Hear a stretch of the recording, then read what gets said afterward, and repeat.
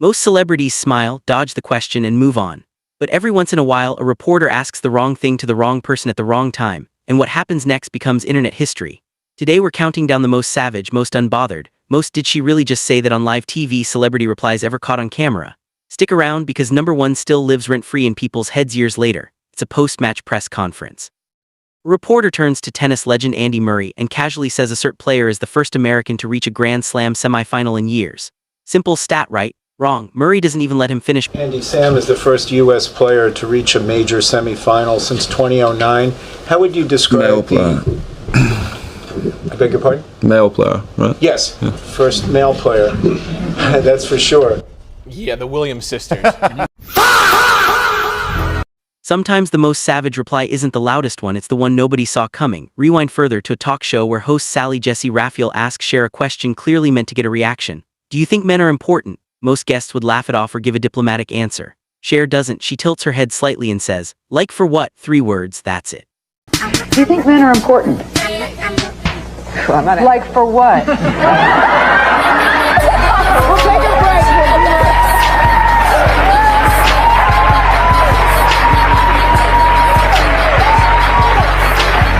During an MTV interview, the host is asking Bowie the usual questions, but Bowie stops the interview cold and flips it.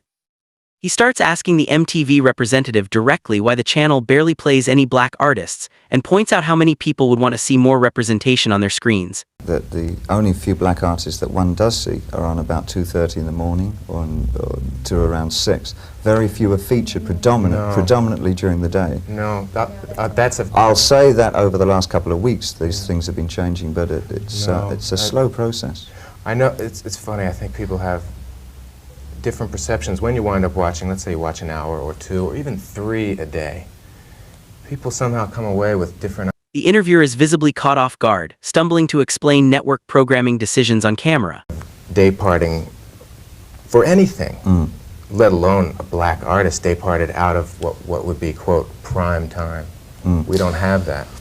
Because one sees a lot there's one black station on television that I keep picking up. I'm not sure which station it's on. But there seem to be a lot of black artists making very good videos that I'm surprised aren't used on MTV. To these guys like I did when I was in radio. It's well, scary. I tell you what it means. I tell you what maybe the Isley Brothers or Marvin Gaye means to a black 17-year-old. And surely he's part of America as well. No question, no question. And that's why you're seeing those things. Do you not find that it's a frightening predicament to be in? Yeah, but less so here than in radio. Bowie doesn't raise his voice once. He just uses his platform in real time to hold the platform accountable.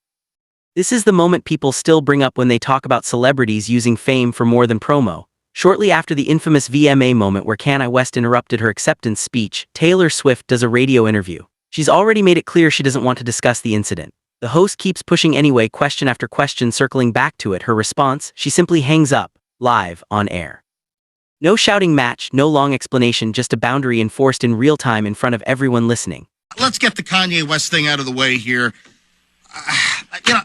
Bottom line is, a lot of people that have not been exposed to your fabulous music. I'm not blowing smoke here. You're talented. You've proven yourself as a crossover artist.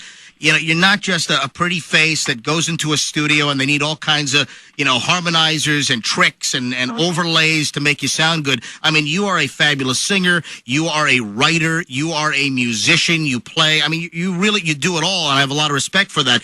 But the Kanye West incident, I think, has exposed you to a lot of folks that, believe it or not, didn't know about you, and now they're going to become fans.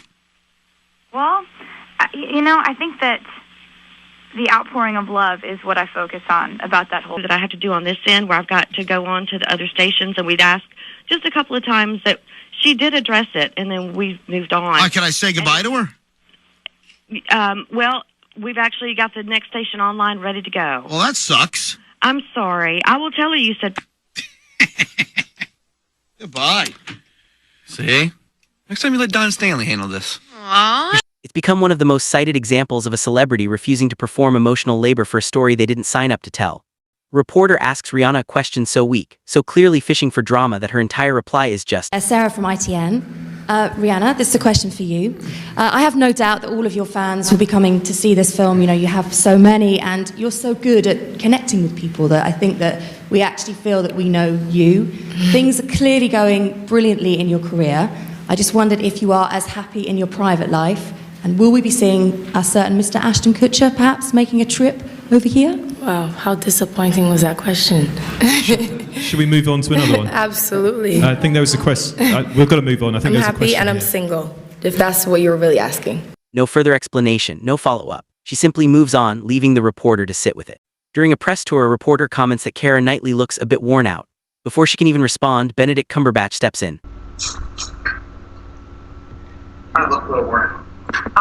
That's not a nice thing to say to one of the most It's more like the whole spirit of just being like. I just think there's like, yeah, get a little more Tisha Adams shit going on there.